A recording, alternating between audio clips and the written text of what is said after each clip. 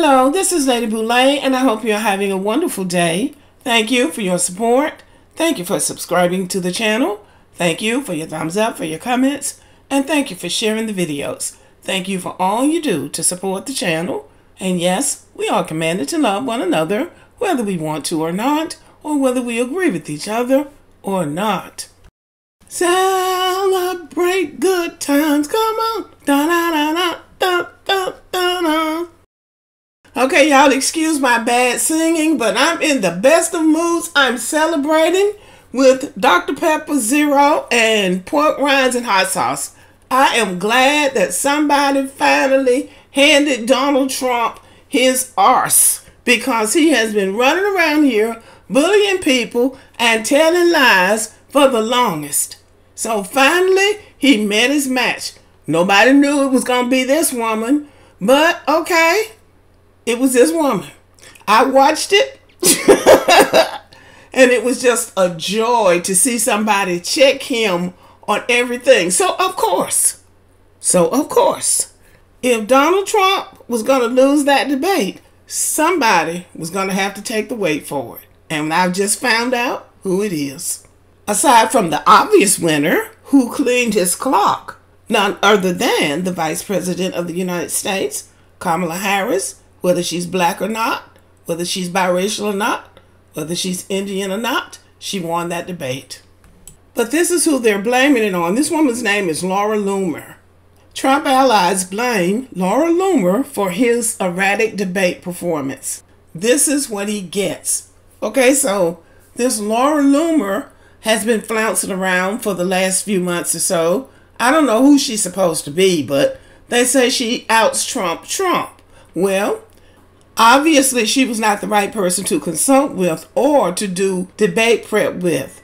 Now, they are blaming her for his bottom level performance, but I wonder if they would have given her credit if he had won. So this article is from U.S. News. Before ABC News hosted the first and possibly only 2024 presidential debate between Republican Donald Trump and Democrat Kamala Harris, GOP strategists were hoping that Trump would stick to issues and policy and avoid making personal attacks against the vice president or promoting conspiracy theories. And that is exactly what he did, because that's what he does. He can't go into a debate with anybody without making personal attacks against them or coming up with these wild conspiracy theories. That's what makes him who he is. And that's why people like him. The smallness in him is what so many people are attracted to. But Harris forcefully baited Trump at Philadelphia's National Constitution Center on Tuesday night, September 10th, and Trump pushed a range of conspiracy theories, from saying that migrants were eating people's cats and dogs to falsely claiming that Harris's running mate, Minnesota Governor Tim Walz, favors aborting babies after birth. Well, now, they have been talking about migrants eating people's pets. And I think that when we start talking about how good these migrants are having it, I think we need to consider that. Because even if it were true, if they're going around killing pets, that means they don't have any other food to eat. And as far as accusing this man of favoring aborting babies after birth, which really would be just murder, he should have brought some hard evidence of that. And he should really be able to stand to this man face to face and say, this is what you support. And we know Donald Trump. He wouldn't be able to do that. But this is the American way for people like him. He can stand there and say something with a straight face. It doesn't have to be true. It doesn't even have to sound like it's true. He just has to say it. And many will believe him. Back to the article. The next morning, on MSNBC's Morning Joe, Washington Post columnist Eugene Robinson commented that Harris knew what buttons to push, gave Trump a verbal beatdown, and really got under his skin in Philly. And truer words were never spoken. And guess who gave the best advice for how to debate Donald Trump? I heard it the other day, and she followed through with exactly what he said. Reverend Sharpton. Reverend Sharpton said that all she's got to do is focus on his weaknesses, crowd sizes, also on his being convicted, and a couple of other things that I don't remember right now. But she pushed that button. She started out with those crowd sizes, and then she called him out on everything that he had claimed, all those lies that he had told, and all that racist stuff that he had done. So she pushed his buttons. But the thing about her, she was very well prepared. She was prepared. She was calm. She even, she was almost making fun of him the way he was behaving when she was looking at him with that incredulous smirk on her face. It was very effective. But the main thing about her in that debate is that she was prepared, and she knew him. She knew his record. She knew what he had done and all those lies he had told in the past. So she just stuck with what she knew, but she was very well prepared. Back to the article. In their analysis of the debate, News of the United States reporters Alex Rorty, Ben T.N. Mouse, Reese Gorman, and Jasmine Wright point out that Harris appeared to visibly anger Trump, which was a good thing.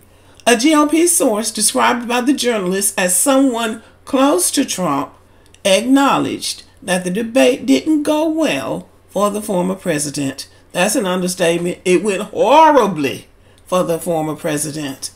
So we come back to Laura Loomer. This is what he gets for taking counsel from Laura Loomer, the source told News of the United States. The Florida-based Loomer is a far-right MAGA activist known for pushing debunked conspiracy theories. And the reporters note that Loomer traveled to Pennsylvania with Trump on his plane.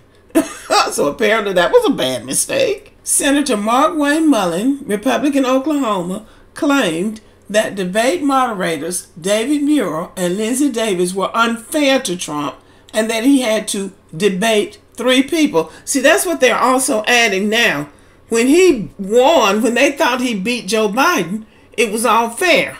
But now that he got beat, now they're trying to say that it wasn't fair, that he had to debate 3 people just because they were fact-checking him, because he just likes to go on and on telling lie after lie after lie, and he wants everybody to accept it as fact. They don't want him fact-checked. No, he debated 1 person, and the other 2 people, the moderators, did their job. She beat him fair and square. What is that guy named Brian Logan? He's one of those black conservatives, and he's spewing that nonsense too. I think he has a lot of right-wing followers or something like that, so they will do anything to keep that audience engaged. And they just cannot accept that Donald Trump is really not an authentic person. He really does not tell the truth. He wants to go on and on and on, talking over people, telling what he wants to tell in the way that he wants to tell it. And one thing that you have to really watch about Donald Trump speaks in superlatives. He's always the best at everything, and everybody else is always the worst. That right there lets you know this is not an authentic person. The moderators let him get away with those lies when he was talking to Joe Biden, and Joe Biden wasn't able to check him on it. The difference is that he started those lies last night, and Kamala checked him.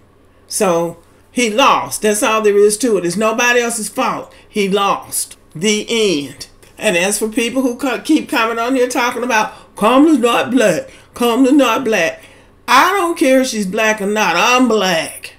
That's what's important to me. And so he got beat, and that's that. Okay, y'all, thanks for listening. Subscribe to the channel. Give me a thumbs up. Leave a comment. Share the video. And as always, have a great day.